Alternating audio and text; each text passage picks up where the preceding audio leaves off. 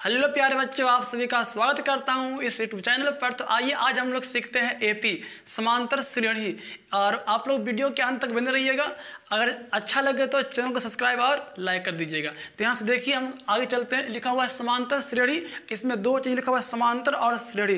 पहले सीखिए श्रेणी क्या होता है। तो श्रेणी मतलब एक संख्याओं का क्रम होता है जो किसी विशेष नियम पर आधारित होता है। एक एपी की श्रेणी क्या होता है, मतलब सीढ़ी, जिसको सीढ़ी कहते हैं हम लोग, वही श्रेणी हो गया।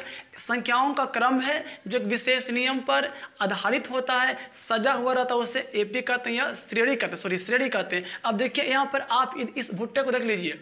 जो भुट्टा है, इस भुट्टे में जो मकई जो दाना देख रहे हैं, ये सभी एक निश्चित क्रम में सजा हुआ है, एक विशेष नियम पर सजा हुआ है। इसी को बोलेंगे श्रेणी। ये सभी जो दाना आप देख रहे हैं, भुट्टे का जो दाना है, ये देखिए तो एक पूरा क्रम में ये सजा हुआ है, यही आपका होता है श्रेणी। इसी प्रकार आप देख लीजिए, मधुमक्खी की जो छत होता है, छत्ता होता है, उसमें जो मधुकोश होते हैं, इसको मधुकोश कहते हैं, जिसमें मध होता है। ये जो कोश होता है ना, ये सभी एक ही क्रम में सजा हुआ रहता है, इसी को श्रेणी कहते हैं। और आप घर में घर की छत पर चढ़ने के लिए जो सीढ़ी का प्रयोग करते हैं, ये बांस का जो सीढ़ी होता है, यह भी एक क्रम में होता है। ये सभी का दूरी क्या होता है, समान होता है, सभी के बीच की दूरी समान होता है। इनके जो अंतर होगा ना, सब में सेम रहेगा, यही आपका श्रेणी होगा। आप इसको पहचान रहे होंगे, आप इसको कभी देखें, ये क्या लिखा हुआ है, ये क्या है, ये एक फ्लावर है, सूरजमुखी।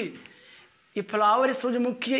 इसमें जो दाने हैं, इसका जो फल होते हैं, इसका जो बीज होते हैं, यह जो बीज होता है, यह भी एक निश्चित क्रम में सजा हुआ रहता है, इसी को कहेंगे श्रेणी हम लोग। तो आशा करते हैं आपको इसके बारे में समझ में आ गया होगा। अब चलते हैं समांतर श्रेणी क्या है। समांतर श्रेणी क्या है? समांतर मतलब समान अंतर, समांतर मतलब समान अंतर, यानी कि बराबर अंतर, यानी कि वैसी श्रेणी जिसके दो लगातार पदों का अंतर समान हो, उसे समांतर श्रेणी कहते हैं। समांतर श्रेणी मतलब समांतर मतलब समान अंतर, यानी दो पदों के बीच का अंतर क्या होनी चाहिए, समान होनी चाहिए, उसे समांतर श्रेणी कहते हैं। आशा करते हैं आपको ये सारी चीजें समझ में आ गया होगा। अब चलते हैं नेक्स्ट हम लोग, ठीक है। तो आप लोग अंत तक बने रहिएगा। देखिए नेक्स्ट क्या लिखा हुआ है।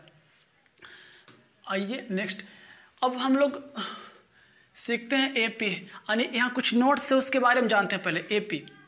तो यहाँ पर लिखा हुआ एपी के प्रथम पद, एपी के प्रथम पद को ए कहते हैं और सार्वंतर को डी कहते हैं। इसके बारे में जानेंगे, ए क्या है, डी क्या है। सबसे पहले जान लीजिए, जो भी एपी रहेगा, अनुक्रम रहेगा, उसके प्रथम पद को ए कहेंगे और सार्वंतर को डी या सी डी द्वारा सूचित किया जाता है। कोई भी अनुक्रम होगा, कोई भी एपी होगा, उसके सबसे पहला पद को ए कहेंगे और जो उसके दो पदों के बीच के अंतर होता है उसे डी कहते हैं या सार्वंतर कहते हैं। देखिए सार्वंतर का डेफिनेशन यहाँ पर लिखा हुआ है। दो लगातार पदों के अंतर को सार्वंतर कहते हैं या डी कहते हैं। इसको डी या सी डी के द्वारा सूचित किया जाता है।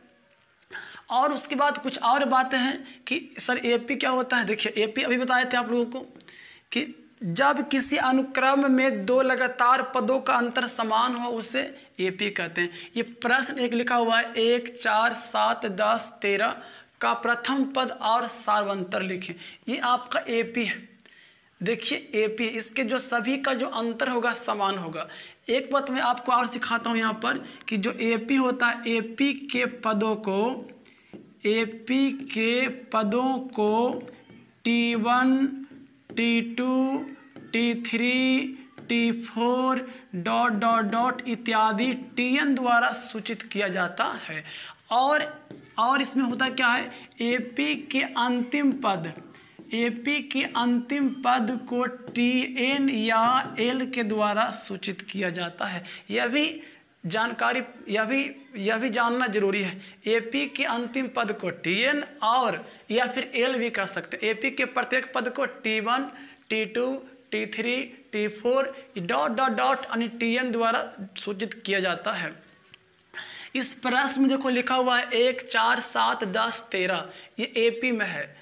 का प्रथम पद और सार्वंतर ज्ञात करें। सबसे पहले प्रथम पद जो पहला आपको दिखाई दे रहा है, इसी को कहेंगे प्रथम पद। तो प्रथम पद, तो आपको यहाँ पर प्रथम पद यानी कि ए बराबर मिल गया 1 और सार्वंतर और सार्वंतर यानी कि डी, सार्वंतर यानी कि डी। डी किसको बोलेंगे? डी बोलेंगे सर दो लगातार पदों के अंतर को डी कहते हैं। दो लगातार पदों के अंतर को डी कहेंगे। दो लगातार, यहाँ पर 4 यहाँ पर 1, तो लगातार ये बड़ा हो गया यानी कि T2 माइनस T1, इसको बोलेंगे T1 T2 T3 T4 T5 dot dot dot. AP के पदों को T1 T2 T3 T4 द्वारा सूचित किया जाता है। तो दो लगातार पदों के अंतर को D कहेंगे। T2 के मान यहाँ पर 4, T1 के मान 1, तो बस 1 गया 3, ये आपका हो गया D का मान निकल गया। तो D किसको बोलेंगे? आशा करते हैं समझ में आ गया होगा कि दो लगातार पदों के बीच, दो लगातार पदों के अंतर को D कहते हैं या सर्वांतर कहते हैं। और किसी भी AP के सबसे पहले में जो लिखा हुआ रहेगा उसको कहेंगे A। आशा करते हैं यहाँ तक समझ में आ गया होगा। चलते हैं नेक्स्ट पेज पर, देखिए क्या लिखा हुआ है।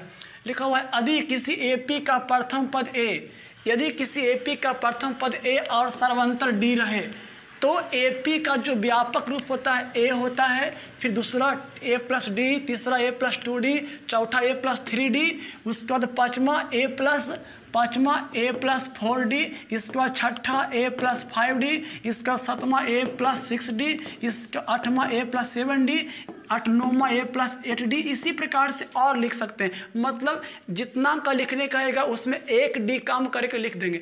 अगर आपसे को बोलेगा T लिखो 12, T12, तो बोलूँगा सर सबसे पहले A रहेगा तो A तो जोड़ देंगे, A सब में जोड़ देना है, A सभी में जोड़ देना है। और बोल रहा है 12, तो 12 कहेगा तो 11D कर देना। मतलब एक D कम करके लिखेंगे, एक D को कम करेंगे, उसके बाद लिखेगा T15 तो A प्लस 1D कम कर देंगे यानी कि 14D निकाल देंगे। इस तरह से AP का व्यापक रूप आप निकाल सकते हैं। कब? जब प्रथम पद और सर्वांतर D प्राप्त रहेगा तब आप निकाल सकते हैं AP। A plus D, A plus 2D, A plus 3D, A plus 4D, A plus 5D, इस प्रकार से सभी को निकाल सकते हैं। क्या समझ में आ गया? अगर देखिए इस प्रकार दूसरा नंबर, दूसरा में क्या है? पहला था, दूसरा है। दूसरा में अगर आपसे बोले प्रश्न में कि किसी AP का प्रथम पद A और सर्वांतर D रहे तो एनवा पद क्या होगा? एनवा पद या TN क्या होगा? एनवा पद या TN बराबर क्या होगा? तो सबसे पहले A है तो A लिख दिए, उसके बाद N-1 इंटू D, A होता है एनवा पद। एनवा पद यानी कि N-1 इंटू D, इसको बोलेंगे एनवा पद इंटू D एनवा पद। तो आइए आपको आशा करते हैं कि एनवा पद समझ में आ गया होगा या फिर AP भी समझ में आ गया होगा। एनवा पद क्या होता है? A plus N-1 into D, ये क्या हो गया आपका एनवा पद। और AP A into A plus D, A plus 2D, A plus 3D, ये हो गया AP। चलिए अब चलते हैं नेक्स्ट पेज पर। क्या है प्यारे बच्चों, आप अंत तक बने रहिएगा। देखिए नेक्स्ट पेज पर आपका आ गया क्वेश्चन। अब हम लोग बारी बारी से क्वेश्चन को हल करते हैं। अगर पिछला जो भी मैं थ्योरी बताया हूँ समझ में आ गया होगा तो एक भी प्रश्न आपसे नहीं छूटने वाला, सब बन जाएगा। देखो लिखा हुआ है कि AP 12, 17, 22, 27 डॉट डॉट डॉट का प्रथम पद और सर्वांतर क्या होगा? प्रथम पद और सर्वांतर क्या होगा? प्रथम पद यानी कि A निकालना है, सर्वांतर यानी कि D निकालना है। तो आपको मैं बताया था कि सब AP के पहला पद को ही प्रथम पद यानी कि A कहते हैं। तो A का मान मिल गया 12, सर्वांतर यानी कि D। बच्चों सर्वांतर यानी कि D, तो D किसको कहेंगे सर? तो AP के दो लगातार पदों के अंतर को सर्वांतर कहेंगे। क्या बता रहा हूं? AP के दो लगातार पदों के अंतर को सर्वांतर कहेंगे। कहीं से आप निकाल लो, आपका सही रहेगा। देखिए इसको बोलेंगे T1 T2 T3 T4 और आगे आएगा T5 T6। AP के पदों को T1 T2 द्वारा सूचित किया जाता है। तो दो लगातार पदों के अंतर को यानी कि 17 माइनस 12 5 आएगा।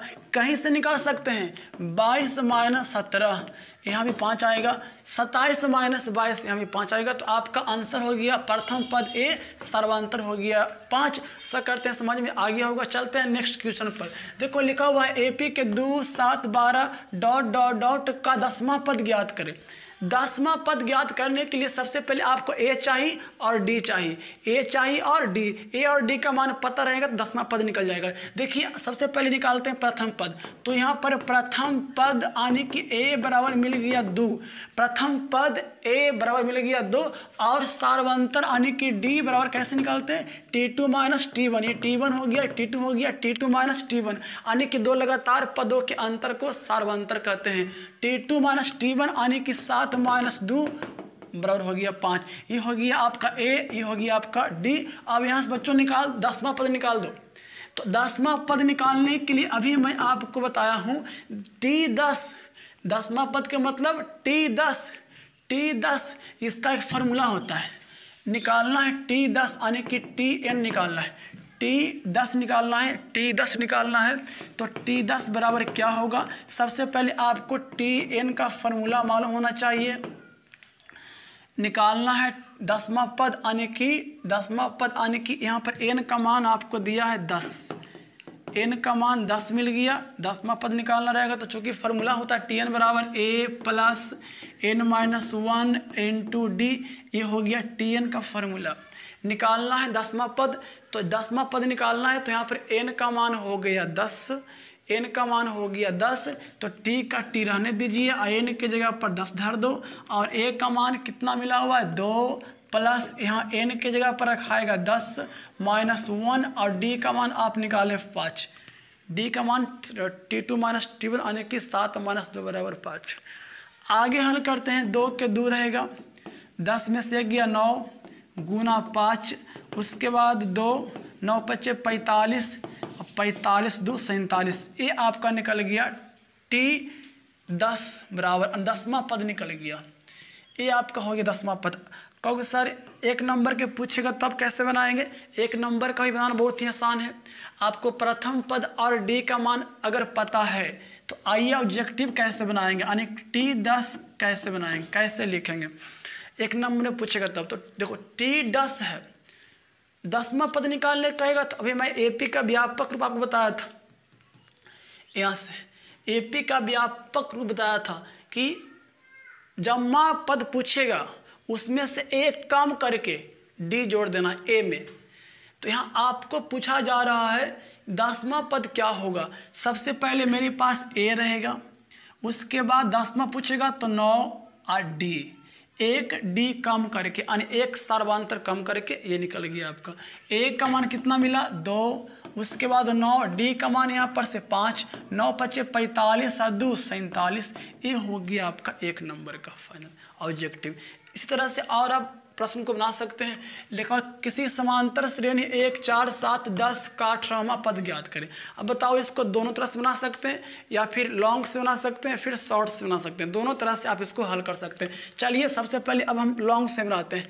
तो सबसे पहले आपको निकालना पड़ेगा प्रथम पद आने की ए निकालना पड़ेगा। प्रथम पद ए बराबर एपी के सबसे पहला पद को ही प्रथम पद कहा जाता है। सार्वंतर आने की डी, सार्वंतर आने की डी, 2 लगातार पदों के अंतर को सार्वंतर कहेंगे।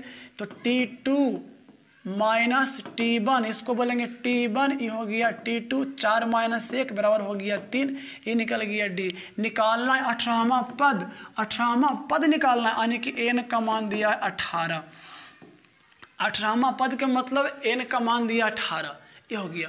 तो अब यहाँ से निकाल दीजिए Tn का, चूंकि फार्मूला होता है Tn का formula a plus n minus 1 into D, ये हो गया Tn बराबर फार्मूला। a का मान कितना मिला 1 प्लस n का मान मिल गया 18, यहाँ से n का मान मिल गया 18 फिर माइनस 1 और d का मान मिला यहाँ पर 3, इसको हल करेंगे आंसर 1 के 1 18 में से गया 17, उसके बाद गुना में कर देंगे 3, तो 1 प्लस 17 या 51, 51 एक हो गया 52, ये आपका हो गया आंसर 18वां पद। अगर आपसे पूछेगा ऑब्जेक्टिव आ गया तो कैसे बनाएंगे सर, बस कुछ नहीं करना, T 18 है, A प्लस 17 डी, 18 में से 1 डी कम करेंगे 17 डी आएगा। अब ए का मान यहाँ पर रख दीजिए 1 अब प्लस 17 और डी का मान यहाँ से मन ही मन निकाल लेंगे 3, डी का मान निकाल लेंगे मन ही मन और 17 दिया कॉमन और एक कितना हो गया 52। ये आपका ऑब्जेक्टिव निकल गया फाइनल। तो इस तरह से और प्रश्न को हल कर सकते हैं। चलते हैं नेक्स्ट क्वेश्चन पर। लिखा हुआ है 7 3 -1 -5 -9 डॉट डॉट डॉट का सार्वंतर और दसवां पद ज्ञात करें। सर्वांतर और दसवां पद ज्ञात करें। सबसे पहले आपको निकालना पड़ेगा प्रथम पद यानी कि ए निकालना पड़ेगा। ए कितना हो गया प्रथम पद ए यानी एपी के सबसे पहला पद को बोलेंगे एपी के सबसे पहला पद को बोलते हैं प्रथम पद यानी ए बोलते हैं। सर्वांतर यानी कि डी, सार्वअंतर अर्थात डी, डी किसको बोलेंगे 2 पदों के अंतर को सार्वअंतर कहेंगे। 3 - 7 बराबर आ गया -4, 7 में से 3 गया 4 आएगा। निकालना है तो सर्वांतर आंसर हो गया। अब निकालना है दसवां पद, तो दसवां पद निकालने कहेगा तो बस T10 निकालना है तो लिख देंगे A + 9D, A + 9D। अब ए को ए का मान धर देंगे यहाँ पर 7 + 9 और डी का मान यहाँ से -4 रख दीजिए -4। अब दोनों को हल करो 7 के 7 रहने दीजिए और ध्यान रहे प्लस गुना माइनस माइनस होगा। पहले चिन्ह का गुना करते हैं, प्लस गुना माइनस माइनस, 9 चौका 36 और घटा देंगे तो आएगा -29। इस प्रकार से और सारे प्रश्नों को हल कर सकते हैं। आशा करते हैं आपको समझ में आ गया होगा। अगर समझ में आ गया होगा तो इसी प्रकार से और वीडियो प्राप्त करने के लिए चैनल को सब्सक्राइब और लाइक जरूर कर देना है।